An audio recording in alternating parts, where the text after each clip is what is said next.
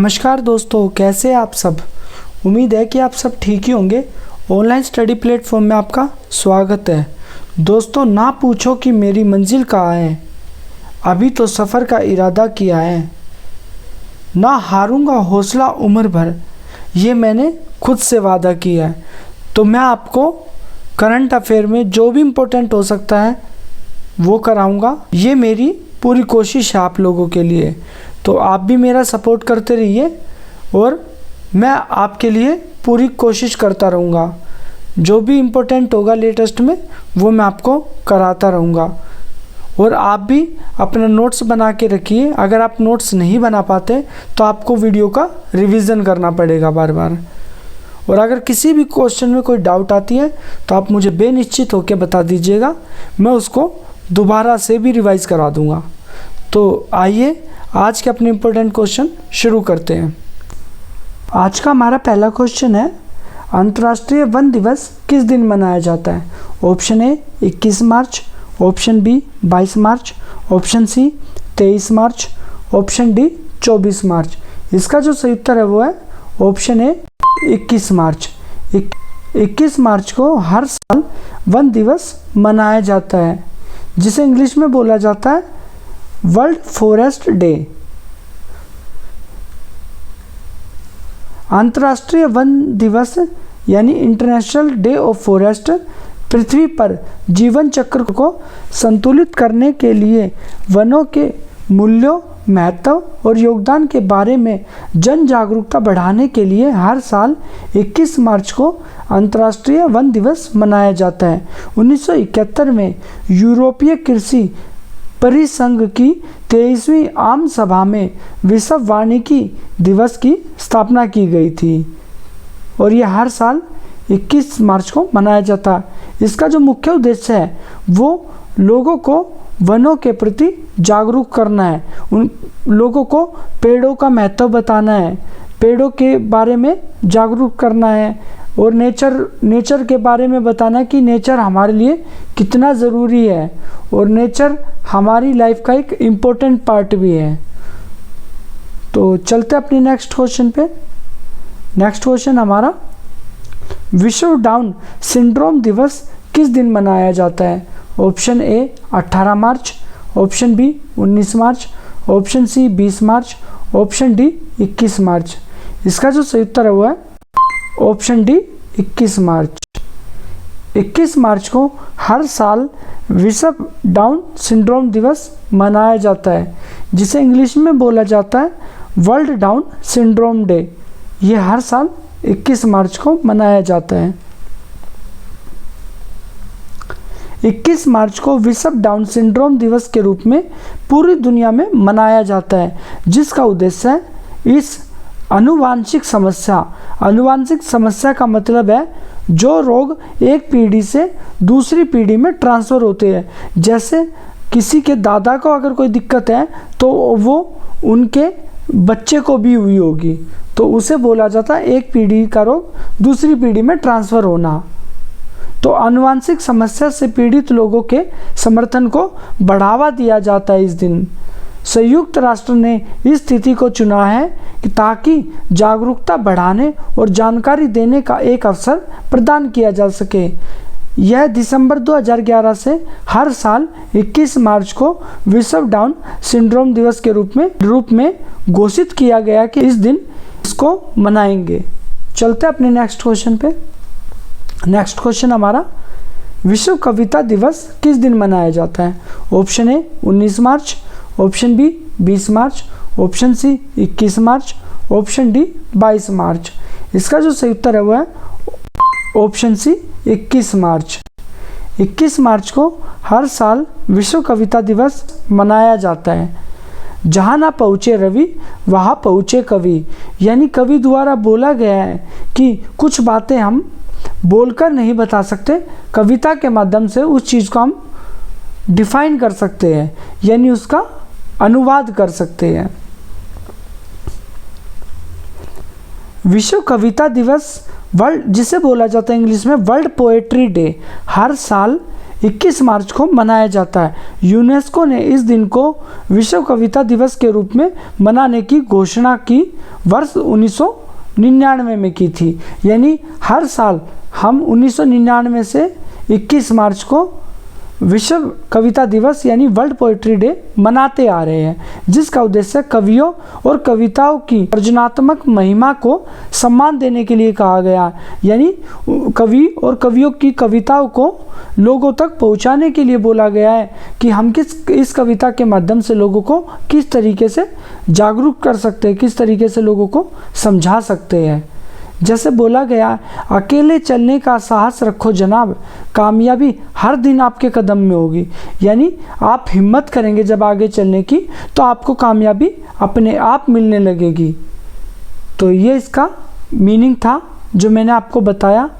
तो चलते अपने नेक्स्ट क्वेश्चन पे।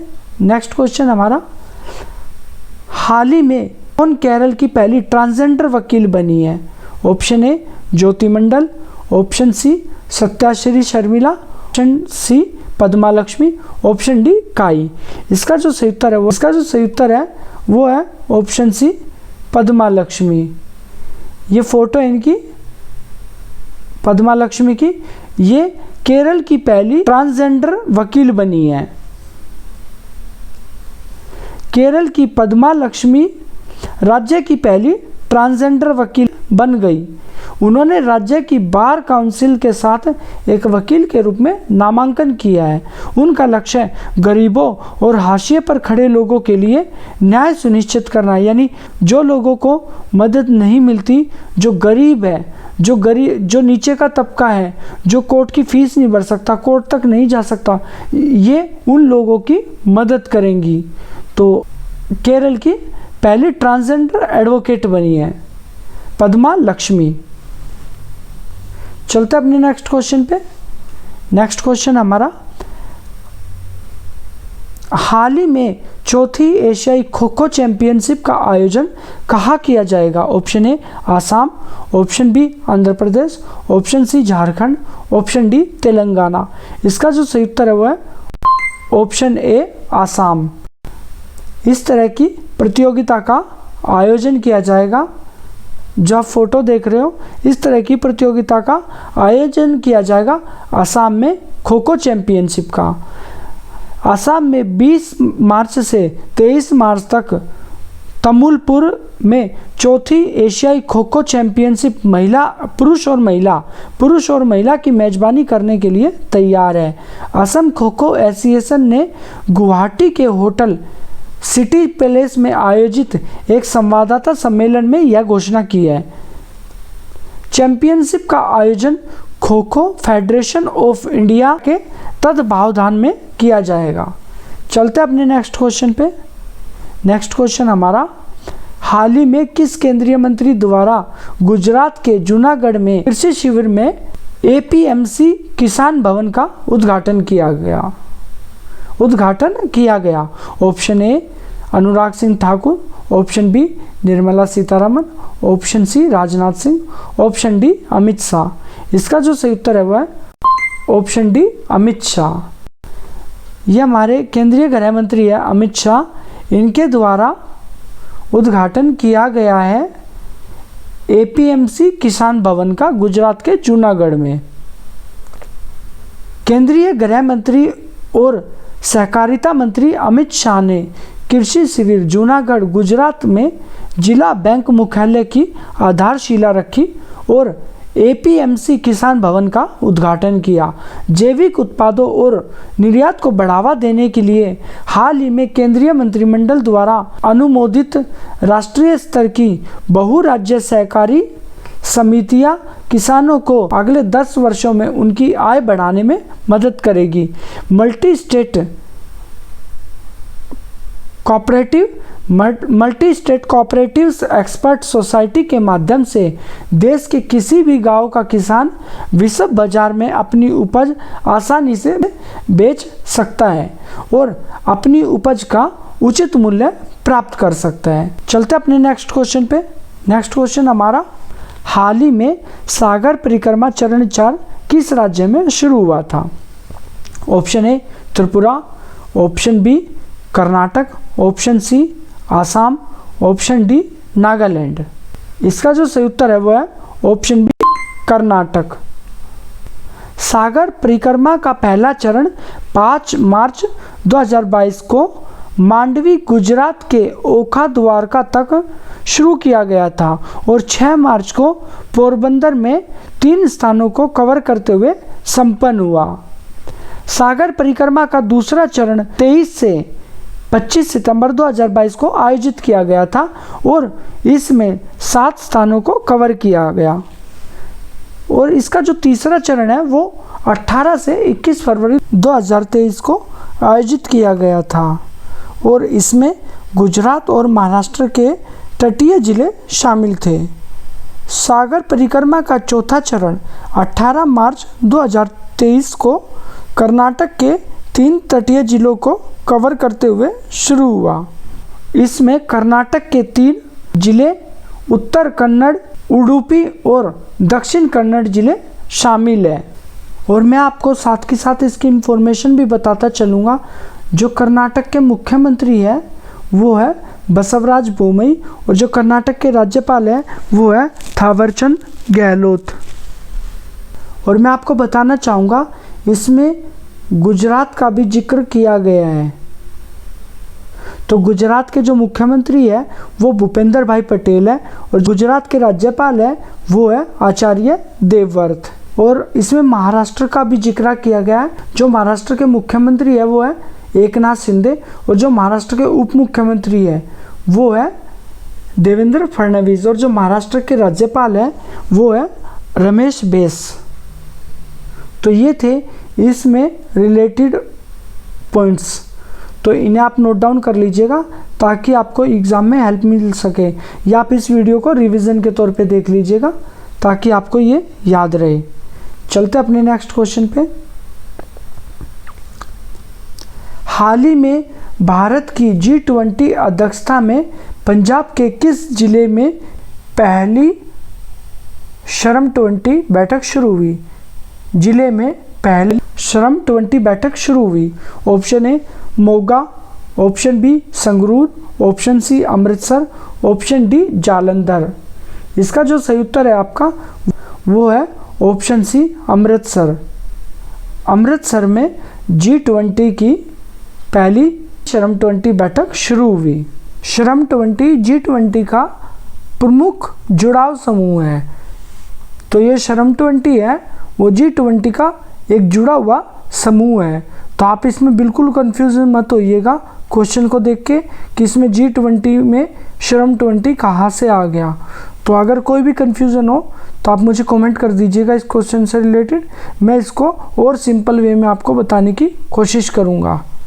तो श्रम 20 जो है G20 का एक प्रमुख जुड़ाव समूह है जो जुड़ा हुआ है G20 से। इसमें G20 देशों के प्रतिनिधि, विशेषज्ञ और श्रमिक नेता श्रम संबंधी मुद्दों के समाधान पर विचार विमर्श कर रहे हैं। श्रम 20 की यह प्रारंभिक बैठक महत्वपूर्ण वैश्विक मुद्दों पर विश्व समुदाय के समक्ष अपना पक्ष रखने का एक अवसर है। यह 2 दिवसीय श्रम 20 बैठक की भारत के G20 प्रेसिडेंसी के हिस्से के रूप में 20 G20 राष्ट्रों और संस्थानों को अंतिम व्यक्ति तक पहुंचने वाले विकास पर ध्यान केंद्रित करने के लिए वैश्विक कार्यबल से संबंधित प्रमुख मुद्दों पर अमृतसर पंजाब में शुरू हुई है, यानी पंजाब के अमृतसर ज़िले में शुरू हुई है। चलते अपने नेक्स्ट क्वेश्चन पे। नेक्स्ट क्वेश्चन हमारा, हाल ही में टाइम पत्रिका ने 2023 के विश्व के महानतम संस्थानों में कितने भारतीय संस्थानों को शामिल किया है? Option A 1, option B 2, option C 3, option D 4। इसका जो उत्तर है वो है ऑप्शन बी 2। ये 2 संस्थान जो है ये आपको इतनी सुंदर पिक्चर दिखाई दे रही होंगी, ये इन 2 संस्थानों को विश्व के महानतम संस्थानों में जोड़ा गया है। बहुत सुंदर आपको नेचर दिख रहा होगा ये वाला। ये वाला, और ये भी आपको बहुत अच्छा लग रहा होगा बैकग्राउंड में। इसमें से एक पिक्चर लद्दाख की है और एक पिक्चर उड़ीसा की है। कितना सुंदर बैकग्राउंड है, आप कमेंट करके बताइएगा क्या आपको पसंद आए बैकग्राउंड। टाइम पत्रिका की एक्सप्लोर करने के लिए 50 असाधारण स्थलों सूची में 2 भारतीय स्थानों अर्थात लद्दाख और ओडिशा के मयूरगंज को शामिल किया गया है। मयूरगंज और लद्दाख की विश्व के महानतम स्थानों की वर्ष 2023 की सूची में 50 स्थान शामिल किए गए हैं। उनके दुर्लभ बागों, प्राचीन मंदिरों और रोमांच और खाने के लिए चुना गया है। 2023 में भारत में लद्दाख की राजधानी लेह से लगभग 168 मील दक्षिण पूर्व में हानले गांव में अपना पहला डार्क स्काई रिजर्व नामित किया था। चलते अपने नेक्स्ट क्वेश्चन पे। नेक्स्ट क्वेश्चन हमारा, हाल ही में सैलान बैंक ने भारत श्रीलंका व्यापार को बढ़ावा देने के लिए मुंबई में किस बैंक के भारतीय रुपए यानी INR नोस्ट्रो खाता खोला है? Option A SBI, option B Union Bank, option C Indian Bank, option D Axis Bank. इसका जो सही उत्तर है वो है option C Indian Bank. Sri Lanka के सैलान बैंक ने मुंबई में इंडियन बैंक के एक भारतीय रुपए का नोस्ट्रो खाता खोला है, यानी जो ये टाइप हुआ है सैलान बैंक का वो इंडियन बैंक किससे हुआ है? वो इंडियन बैंक से हुआ है। उन्होंने इंडियन बैंक, मुंबई के इंडियन बैंक में एक भारतीय रुपए का नोस्ट्रो खाता खोला है। श्रीलंका राज्य द्वारा संचालित बैंक ऑफ इंडिया सिलोन ने दिसंबर 2022 में अपना भारत का पहला समझौता किया था और 1 करोड़ रुपए से अधिक का लेन देन भी पूरा कर लिया है। इसी तरह स्टेट बैंक ऑफ इंडिया ने इसी महीने 1 रुपया बंदोबस्त शुरू किया है, जबकि इंडियन बैंक इस साल के जनवरी से इस तरह के लेन देन को पूरा कर रहा है। उम्मीद है कि मुझे आपका ये क्वेश्चन अच्छे से समझ आ गया होगा। अगर फिर भी कोई डाउट रहती है तो आप मुझे कमेंट कर दीजिएगा, मैं इसको और सिंपल लैंग्वेज में आपको बता दूंगा। चलते अपने नेक्स्ट क्वेश्चन पे। नेक्स्ट क्वेश्चन हमारा, हाल ही में किसने हॉकी इंडिया पुरुष और महिला प्लेयर ऑफ द ईयर का पुरस्कार जीता है? Option A Hardik Singh, option B उपर्युक्त ए और C, option C Savita Punia, option D Ranjit Singh. इसका जो सही उत्तर है वो है ऑप्शन ए हार्दिक सिंह और ऑप्शन सी सविता पुनिया, यानी उपर्युक्त ए और सी। जो फोटो देख रहे हो आप ये हार्दिक सिंह का फोटो है और ये जो फोटो आप देख रहे हो ये सविता पुनिया का फोटो है। हॉकी मिडफील्डर हार्दिक सिंह और गोलकीपर सविता पुनिया ने क्रमशः पुरुष और महिला वर्ग में प्लेयर ऑफ द ईयर 2022 के लिए हॉकी इंडिया बलबीर सिंह पुरस्कार जीता है। 24 वर्षीय हार्दिक ने हरमनप्रीत सिंह जैसे अपने शानदार वरिष्ठ खिलाड़ियों को हराकर 2022 का प्रतिष्ठित पुरस्कार जीता है, जिसका नाम 5वें हॉकी वार्षिक पुरस्कारों में हॉकी के दिग्गज बलबीर सिंह सीनियर के नाम पर रखा गया है। हार्दिक और सविता दोनों को ट्रॉफी के साथ 25-25 लाख रुपए मिले हैं। वार्डो की कुल पुरस्कार राशि 2.7 करोड़ रुपए से अधिक थी। इस पुरस्कार में 30 लाख रुपए और एक ट्रॉफी दी जाती है।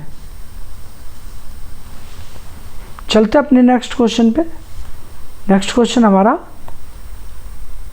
हाल ही में किस टीम के कप्तान टिम पेन ने क्रिकेट से संन्यास लिया है? Option A Bharat, option B Kenya, option C Sri Lanka, option D Australia. इसका जो सही उत्तर है वो है ऑप्शन डी ऑस्ट्रेलिया। ये ऑस्ट्रेलिया के खिलाड़ी है टिम पेन। ऑस्ट्रेलिया के पूर्व कप्तान टिम पेन ने क्वींसलैंड ऑस्ट्रेलिया के पूर्व कप्तान टिम पेन ने क्वींसलैंड के खिलाफ अपने शेफील्ड शील्ड मैच में तस्मानिया के लिए खेलने के बाद घरेलू क्रिकेट से संन्यास ले लिया है। स्टीव स्मिथ से पदभार संभालने के बाद पेन ने ऑस्ट्रेलिया के लिए 25 टेस्ट खेले, जिसमें 23 मैचों में उन्हें कप्तानी की थी। 23 मैचों में उन्होंने कप्तानी की थी। उन्होंने अपने देश के लिए 35 वनडे, 1200 टी20 मैच भी खेले हैं। ऑस्ट्रेलिया ने 2018 में दक्षिण अफ्रीका के दौरान गेंद से छेड़छाड़ विवाद के बाद स्मिथ को कप्तानी से हटा दिया गया था। चलते हैं नेक्स्ट क्वेश्चन पे। नेक्स्ट क्वेश्चन हमारा, हाल ही में भारत के रोहन बोपन्ना और ऑस्ट्रेलिया के मैथ्यू एबडेन ने अमेरिका के किस देश के इंडियन वेल्स मास्टर्स में पुरुष युगल खिताब जीता है? Option A Japan, option B Tokyo, option C California, option D Australia. इसका जो सही जवाब है वो है ऑप्शन सी कैलिफोर्निया। ये भारतीय खिलाड़ी रोहन बोपन्ना है, ये ऑस्ट्रेलियाई खिलाड़ी मैथ्यू एबडेन है।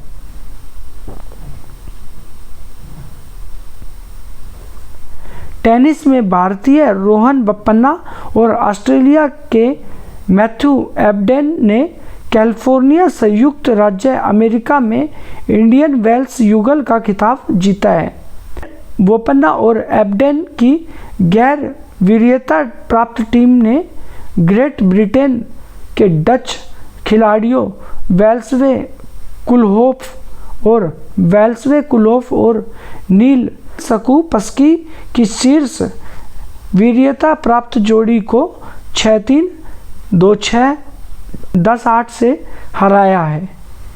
चलते अपने नेक्स्ट क्वेश्चन पे।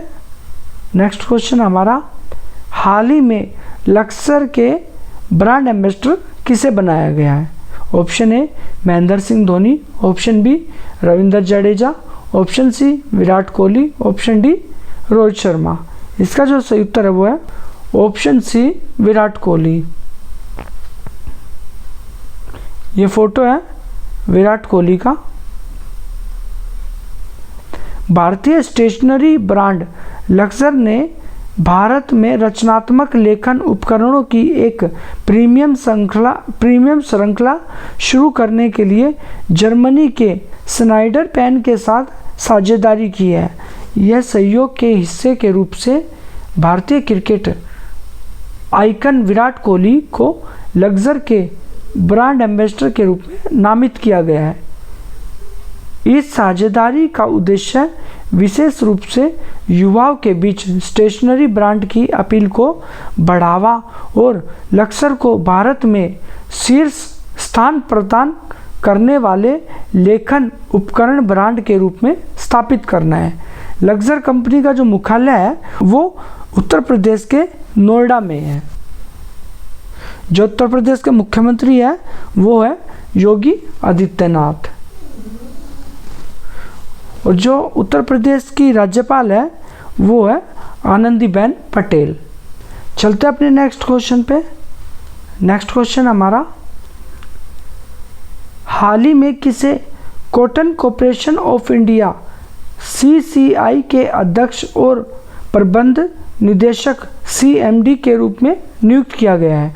Option A Lalit Kumar Gupta, option B Manoj Jain, option C Sahil Singh, option D Rahul Kumar. इसका जो सही उत्तर है वो है ऑप्शन ए ललित कुमार। ये फोटो है ललित कुमार की। कॉटन कॉर्पोरेशन ऑफ इंडिया का नया अध्यक्ष और प्रबंध निदेशक नियुक्त किया है।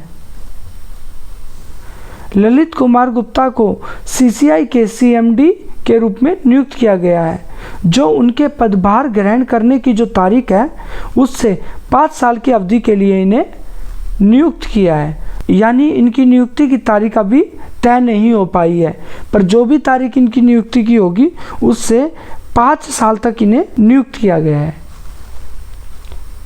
PESB पैनल द्वारा CCI के CMD पद के लिए ललित कुमार गुप्ता की सिफारिश हो गई थी। वर्तमान में वह उसी संगठन के निदेशक फिननेन के रूप में कार्यरत है। ललित कुमार गुप्ता का कॉटन कॉरपोरेशन के साथ लगभग 25 वर्षों का बहुत लंबा संबंध है।